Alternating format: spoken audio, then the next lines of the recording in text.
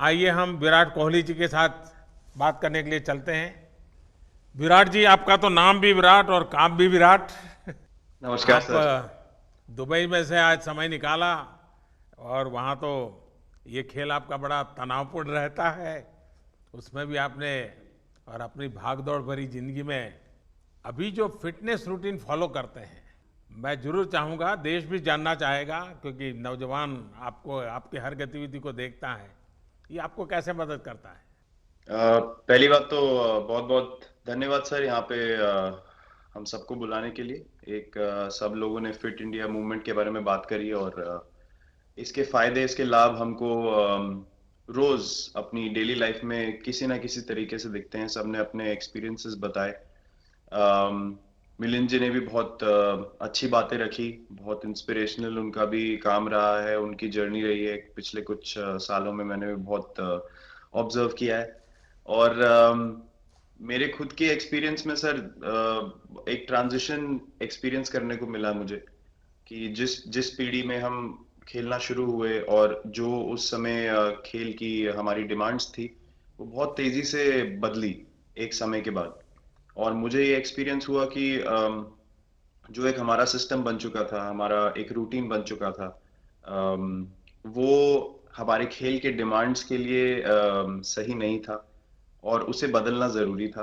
क्योंकि हमारा खेल बहुत तेज़ी से आगे बढ़ रहा था और मुझे ऐसा महसूस हुआ कि हम कुछ फिटनेस के पॉइंट ऑफ व्यू से पीछे छूट जा रहे थे। हमारी स्किल में कभी कोई प्रॉब्लम नहीं थी। तो स्वामी जी ने भी बात रखी, आपने भी बात करी, मिलिंद जी ने भी पहले बताया। जो सेल्फ रियलाइजेशन की बात है कि आपको खुद से रियलाइज हो कि मुझे क्या बदलना है अपने अंदर। तो मुझे वो एक समय पे खुद भी एक्सपीरियंस हुआ कि नहीं, फिटनेस जो है वो प्रायोरिटी होनी चाहिए। और अगर मैं आपको ऑनेस्टली बताऊं तो पहले खेल को अच्छा करने के लिए फिटनेस मैंने शुरू करी, लेकिन आज अगर प्रैक्टिस मिस भी हो जाए तो मुझे इतना खराब नहीं लगता। लेकिन अगर फिटनेस सेशन मेरा मिस हो जाए या एक्टिविटी मिस हो जाए तो मुझे ज्यादा खराब लगता है। तो इसके फायदे जो हैं तो सर वो सबसे पहले आपको ये जो नया मंत्र जगा, तो दिल्ली के छोले भटूरे का ही बहुत दुखता हुआ होगा। बहुत ज्यादा सर। मतलब जो अभी हमने थोड़ी देर पहले बात करी कि हमारा जो नेटिव डाइट है, जिस रीजन से हम आते हैं उसका जो हम वो खाते हैं, उससे मैंने कभी एक्सपीरियंस नहीं किया कि हेल्थ इश्यूज हुए हो या किसी को कोई बीमारियों का सामना करना पड़ा हो। मेरी खुद के एक्सपीरियंस में मेरी नानी, मैंने बहुत समय तक देखा, इतनी ज्यादा उम्र में भी उनकी हेल्थ हमेशा ठीक रही। हमेशा उन्होंने घर का सिंपल खाना खाया। तो मैं जब पला बड़ा तो शहरी खाना, मतलब बहुत ज्यादा बाहर का खाना होता था। खेलने कूदने जाते थे तो आते जाते बहुत सारी चीजें ऐसी खा ली कि जो हेल्थ पॉइंट ऑफ व्यू से अच्छी नहीं है। तो डाइट का भी एक बहुत बड़ा कंट्रीब्यूशन था, जो डिसिप्लिन नहीं था। तो वो फिटनेस, फिजिकल फिटनेस और डाइट दोनों चेंज करना पड़ा सर। उस उसकी वजह से ही चेंजेस आने शुरू हुए। और मैं इस चीज से इसलिए रिलेट कर पाता हूँ क्योंकि जैसे हमारे खेल में चेंजेस आए, आज की लाइफ की भी डिमांड्स बहुत ज्यादा हो गई हैं, बहुत हेक्टिक हो गई है लाइफ। तो अगर हम अपनी फिटनेस को उस पेस के साथ नहीं रखेंगे, सिंक में नहीं रखेंगे, तो हम पीछे छूटते चले जाएंगे। तो अगर हम लोग अपनी फिटनेस को नहीं इंप्रूव करते तो हमारे खेल में भी आज हम बहुत पीछे छूटते चले जाते हैं।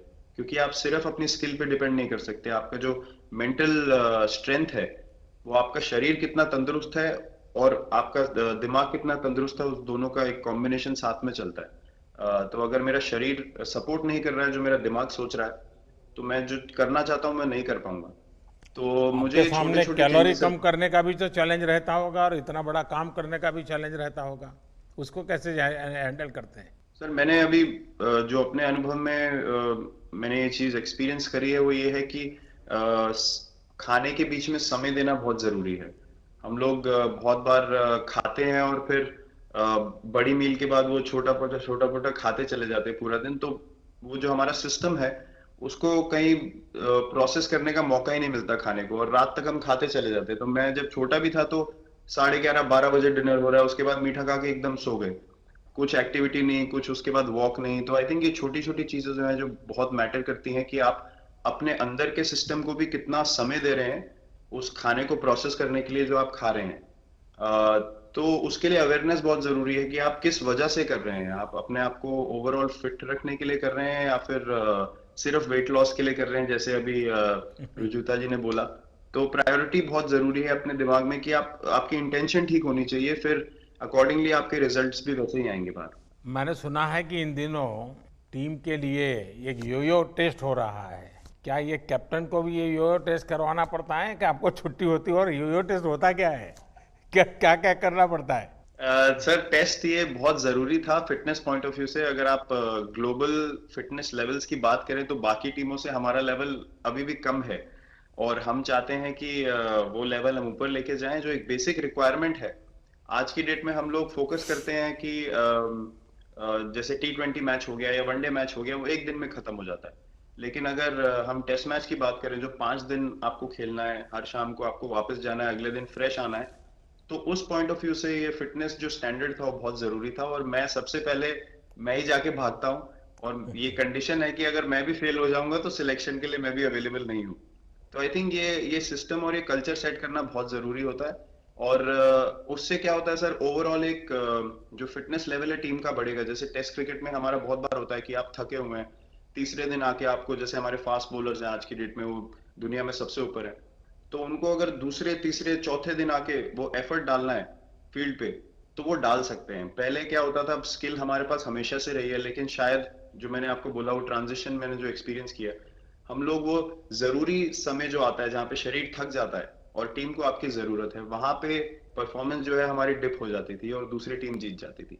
आज की डेट में हमारी फिटनेस की वजह से हम वो जरूरी समय में उस चीज को कैपिटलाइज कर पा रहे हैं और हमारे रिजल्ट्स उसी तरीके से आ रहे हैं। तो एक एक sir benchmark I think elite sports में होना जरूरी है, उससे एक फिटनेस विराट कल्चर जी, बना। मैं देख रहा हूँ कि आपका टाइम मैनेजमेंट तो है ही है, लेकिन फिर भी आपकी एक्टिविटी इतनी नज़र आती है ना, मैं भी कभी कभी फॉलो करता हूँ। कभी थकान नहीं लगती क्या आपको? सर, थकान, अगर मैं ऑनेस्टली आपको बोलूं, थकान हर किसी को होती है। अगर आप फिजिकल एफर्ट करेंगे तो थकान होगी, लेकिन अगर आपका लाइफस्टाइल अच्छा है, अगर आप खा अच्छा रहे हैं, अगर आप फिटनेस रेगुलरली कर रहे हैं, आपकी रिकवरी अच्छी है, तो आपकी स्लीप अच्छी है, स्लीप पैटर्न्स अच्छे हैं, तो आपकी रिकवरी तेज होगी। तो अगर मैं थक रहा हूँ और 1 मिनट में मैं दोबारा रेडी हो जा रहा हूँ, तो वो मेरा प्लस पॉइंट है। तो आई थिंक वो मैंने एक चीज एक्सपीरियंस करी जो बहुत जरूरी हो जाती है। आपका ओवरऑल लाइफस्टाइल कैसा है उसके ऊपर बहुत डिपेंड करता है।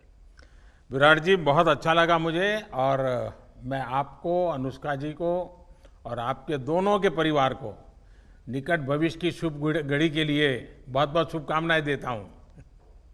धन्यवाद sir, thank you so much.